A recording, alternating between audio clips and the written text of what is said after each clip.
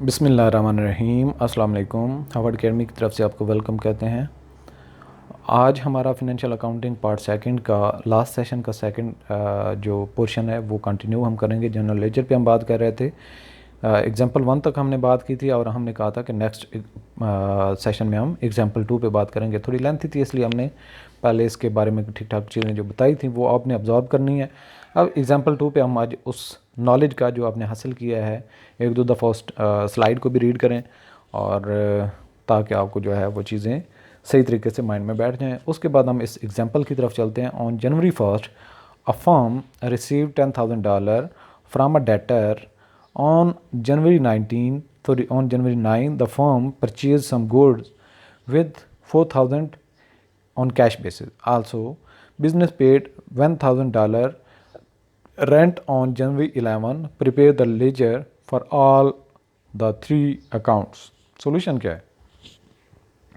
Number 1, receiving cash from the debtor will increase the cash balance, which will be a debit entry. Cash payment for the rent and goods will be credit entry as the cash balance will go down. जब हमारे पास cash आएगा तो उसकी entry debit में, और जब हमारे पास से कैश जाएगा वो क्रेडिट में। कैश डेबिट होने का मतलब है कैश बढ़ रहा है, सही है, ये एसेट नेचर का है। और जब ये कम हो रहा होगा या पेमेंट उसकी कर रहे होंगे, जा रहा होगा कैश, तो ये क्रेडिट नेचर का है।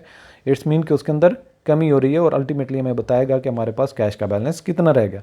The debtor will be credited as the giver of the cash. जब हमारे पास पहली ट्रांजैक्शन की अगर बात करें कि फर्म ने रिसीव किया $10,000 फ्रॉम डेटर, तो चूंकि पहले डेटर को हमने डेबिट इसको अकाउंट जो रिसीवेबल में रखा हुआ था, अब उसने जब पेमेंट कर ली तो कैश अकाउंट के बाद इसको क्रेडिट हम कर देंगे और इसका अकाउंट क्लियर हो जाएगा। The goods being an asset will be debited after the purchases.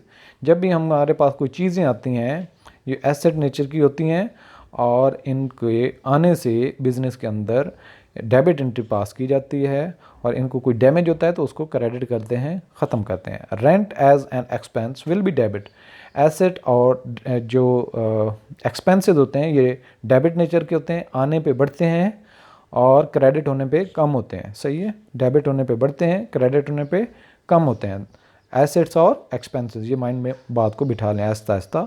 ये प्रैक्टिस करेंगे तो ये चीज़ें आपको बड़ी हेल्प करेंगी। After subtracting credit balance from debit, यानी कि जब हम after subtracting credit balance from debit the business will be left with the debit balance of cash $5,000। जो इनिशियली हमारे पास 10,000 आया था, जब हम इसकी क्रेडिट वाली ट्रांजैक्शन को पास करेंगे, यानी कि 4,000 की एक ट्रांजैक्शन, 1,000 की एक, इनको माइनस करेंगे क्रेडिट वाली साइड लिखने से, तो डेबिट का बैलेंस $5,000 रह जाएगा। Debtor goods and rent had no adjustment as they were single entries, सही। नेक्स्ट है the balance after adjustment will be taken to respective credit debit side of the trial balance. उसके बाद हम trial balance की तरफ लेके जाएंगे। Balance adjustments in the general ledger normally occur at the end of the accounting year. Some firms also opt for monthly adjustment. कुछ monthly adjust करते हैं, कुछ साल के एंड पे जितनी भी चीज़ों को एडजस्ट करना होता है वो लेजर के अंदर एडजस्ट कर लेते हैं। अच्छा, हमने ये जो ट्रांजैक्शन देखी एक 1 जनवरी को, 9 जनवरी को, 11 जनवरी को, तो हमने देखा कि कैश कहाँ कहाँ पे इन्वॉल्व हो रहा था। यानी कि अगर हम देखें तो डेबिट में अमाउंट यानी 10,000 उसका 1 जनवरी को बढ़ा था, डेटर ने हमें दिए थे $10,000, लेकिन गुड्स हमने कुछ परचेज़ की और इसकी अमाउंट हमने पे कर दी थी 4,000 9 तारीख को, और 11 तारीख को हमने रेंट पे किया था तो 1,000 चला गया था। तो अगर आप देखें हमारी डेबिट साइड टोटल बनती थी टोटल 10,000 और क्रेडिट साइड बनती है 5,000। 5,000 जो क्रेडिट की है वो डेबिट में से हमने जब माइनस की तो हमारे पास डेबिट का बैलेंस यानी कि कैश का बैलेंस 5,000 रह गया। हम ये समझ सकते हैं कि बिज़नेस के अंदर 10,000 टोटल आया था, जिनमें से 5,000 हमने इस्तेमाल कर लिया और 5,000 अब पड़ा है। अब इसके बाद डेटर की हम अकाउंटिंग एंट्री पास करते हैं तो उसको क्रेडिट वाली अमाउंट पे साइड पे लिखते हैं। डेटर इज इक्वल टू या फिर इसकी एंट्री क्रेडिट वाली साइड पे, चूँकि जब हमारे पास इसने कैश दिया था तो कैश अकाउंट और डेटर के अकाउंट को हमने क्रेडिट किया था, तो चूँकि क्रेडिट किया था तो क्रेडिट वाली साइड पे ही हम लेजर के अंदर इसकी ट्रांजैक्शन पास करेंगे तो टोटल बैलेंस हमारा इसका क्रेडिट के अंदर 10,000 आ गया। तो जब इससे अकाउंट हमने रिसीव करने थे तब इसकी डेबिट की अमाउंट भी उतनी होगी, तो जो इसको इक्वलाइज करके कैंसिल कर देगी और इसका अकाउंट क्लियर हो जाएगा। गुड्स अकाउंट है, हमारे पास कितनी चीज़ें आई जब हमने कैश पे किया और गुड्स हमारे पास आई। देखें यहाँ पे गुड्स अकाउंट है तो यहाँ पे कैश का जिक्र है, यहाँ पे गुड्स का जिक्र नहीं आपने करना। तो डेबिट, चूँकि बिजनेस में कोई एसेट बढ़ता है, डेबिट होता है तो इंक्रीज़ होता है, इट्स मीन कि ये हमारे पास डेबिट हुआ था और इसके बदले में 4,000 कैश हमने पे कर दिया था, तो कैश अकाउंट से माइनस हो चुका था। इसको हमने गुड्स के अकाउंट में डेबिट किया तो गुड्स के अकाउंट में इसका बैलेंस शो होना शुरू कर दिया, $4,000। इसी तरह से रेंट हमने 11 जनवरी को पे किया था तो वो उसकी डेबिट की अमाउंट थी और उसको हमने यहाँ पे डाला था, और आज हमारे पास इसका बैलेंस शो हो रहा है कि हमने रेंट $1,000 पे किया हुआ है। अच्छा, इसके बाद आ जाता है कि जी जनरल लेजर के फंक्शंस क्या हैं। A general ledger fulfils many functions which are listed below. Number 1 क्या है, one can not imagine a balance trial balance without proper preparation of general ledger, कि जब तक आप जनरल लेजर नहीं बनाते आप प्रॉपर ट्रायल बैलेंस नहीं बना सकते जो बैलेंस्ड हो। तो हम ये कह सकते हैं कि जनरल लेजर का सही तरीके से तैयार किया होना ज़रूरी है ताकि हम ट्रायल बैलेंस की तरफ जा सकें। सेकंड नंबर पे, we can not prepare financial statement such as trading profit and loss account and balance sheet if we don't follow the ledger accounting system.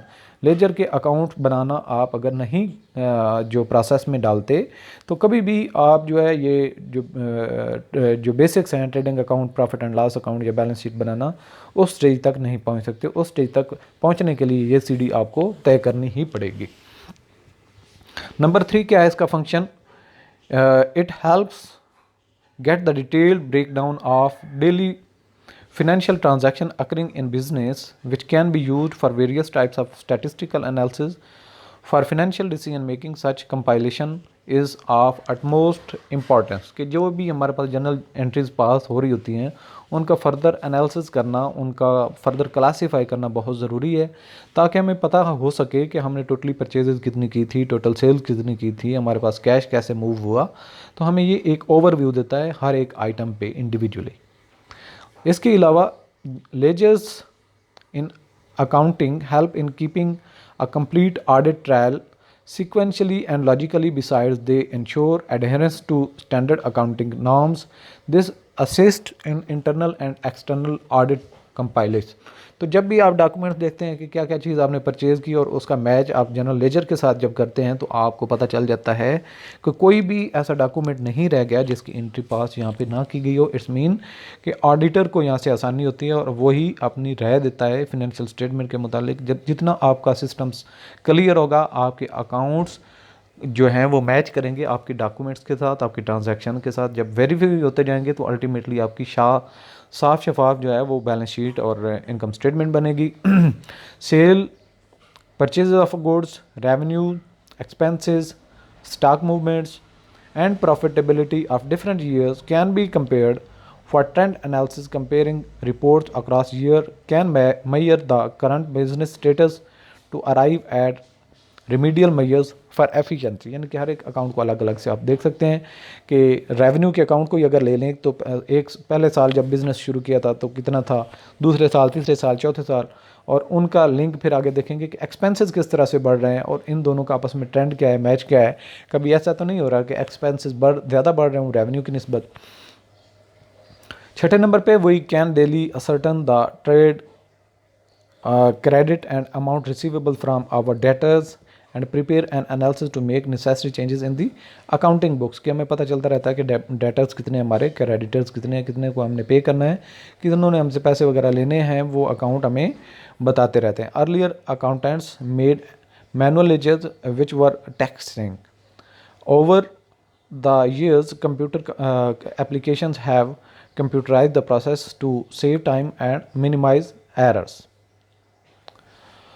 इसके बाद आ जाता है जी general ledger versus general journal.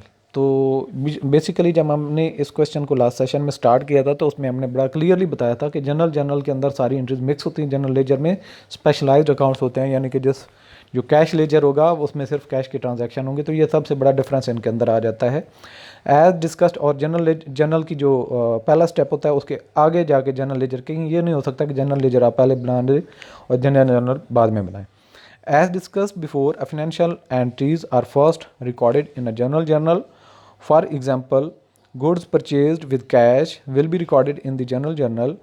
As a journal entry, the journal entry will debit goods as an asset and credit cash as it will be going out or reducing to purchase the goods. After the journal entry, the debit and credit amounts will be taken to the respective ledger accounts of cash and goods.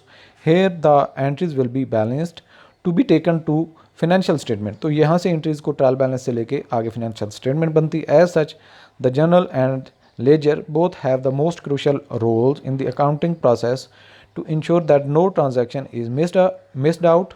For any details on the transaction, confusion or rectification, accountants refer to these two books of accounts. कोई भी कोई चीज़ आगे जाकर दुश्वारी आती है तो इन्हीं दो बुक्स को कंसल्ट किया जाता है। दोनों इंपॉर्टेंट स्टेप्स हैं, इनमें से कोई भी स्किप किए हम फिनेंशियल स्टेटमेंट नहीं बना सकते।